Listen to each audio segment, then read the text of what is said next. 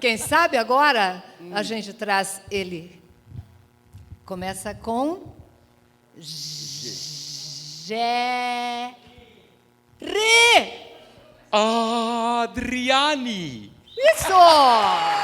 Con voi Jerry Adriani.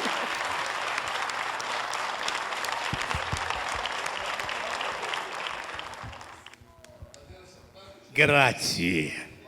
Tudo bem com vocês?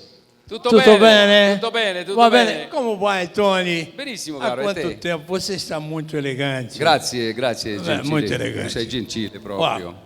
Você fala o italiano, claro, più facile di me. Então você diga para as pessoas Ma non tanto, va. que eu estou muito feliz de fazer esse programa. Lui è molto felice di partecipare di questo Participare programma di questo programma com os meus queridos amigos que eu estou vendo con aqui. tutti i suoi cari amici.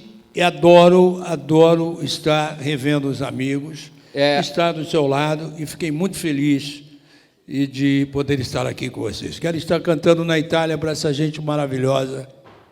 Para questa Ecco, lui ha detto che è molto felice di essere qui con tutti gli amici, cantare a tutti gli italiani e che ci piacerebbe un giorno, se potessi, a cantare in Italia, a tutti quanti. Claro. Vou cantar adesso agora, che canti adesso? Agora eu vou cantar. Adesso io canto una canzone che ha fatto successo qui, do Jerry Adriani. E diga que o meu nome foi escolhido em homenagem ao Adriano Celentano. Eu gostava muito dele. Adriano eu tirei Celentano. o Adriano, acrescentei, há 50 e tantos anos. Sì, è famosissimo. Esatto. E tu hai Adriano, xarà. un bacio a tutti. Un bacio con per te. 24.000 baci. Doce amore. Così frenetico è l'amore. Vai. Doce amor, atenção, com essa canzone, todo mundo cantando. Não quer que eu olhe para você? Você fica emocionado?